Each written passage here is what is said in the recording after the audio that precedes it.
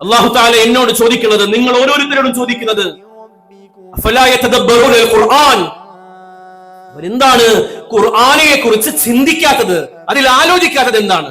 അഫലാ യതദബ്ബറൂനൽ ഖുർആൻ, അവർ ഖുർആനിനെ കുറിച്ച് ചിന്തിക്കുന്നില്ലേ? അം അലാ ഖുലൂബിൻ അഖ്ഫാലുഹാ, അവരുടെ ഹൃദയങ്ങൾക്ക് പൂട്ടിട്ട് വെച്ചിരിക്കുകയാണോ അവർ? താഴിട്ട് ഹൃദയങ്ങളെ പൂട്ടി വെച്ചിരിക്കുകയാണോ അവർ? ഖുർആൻ ചോദിക്കുകയാണ്, എന്തുകൊണ്ട് അവർ ഖുർആനിൽ ചിന്തിക്കുന്നില്ല എന്ന്. അഫലാ യതദബ്ബറൂനൽ ഖുർആൻ, അവർ ഖുർആനിനെ കുറിച്ച് ആലോചിക്കാത്തത് എന്താണ്?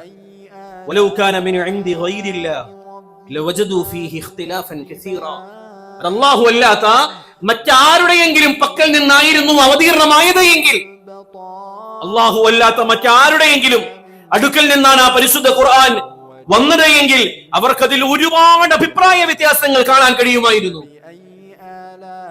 ഒരു കാലാതിവർത്തിയായ ഗ്രന്ഥമായി ഇതിന്റെ ഉത്ഭവം മുതൽ ഇന്നുവരെയും സാഹിത്യകാരന്മാരെയും ചിന്തകന്മാരെയും വിമർശകരെയും ഒക്കെ വെല്ലുവിളിച്ചുകൊണ്ട് നിലനിൽക്കുന്ന ഒരു ഗ്രന്ഥമായി പതിറ്റാണ്ടുകളെല്ലാം നൂറ്റാണ്ടുകളേറെ കഴിഞ്ഞിട്ടും അന്തസ്സോടെ തലയുയർത്തിയ പരിശുദ്ധമായ ഗ്രന്ഥം നിൽക്കുന്നുണ്ട് എങ്കിൽ അതാണ് ആ ഗ്രന്ഥം അല്ലാഹുവിന്റെ അടുക്കൽ നിന്നുള്ളതാണ് എന്നതിന്റെ ഏറ്റവും വലിയ തെളിവ്.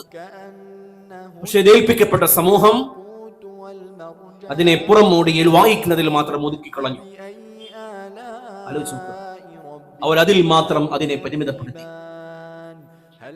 ആ ഭാഷയെ അവർ എഴുതുവാനും വായിക്കുവാനും മാത്രം അഭ്യസിച്ചു. അതിന്റെ അർത്ഥം മനസ്സിലാക്കുവാൻ അവർ ആ ഭാഷയെ ഉപയോഗിച്ചില്ല.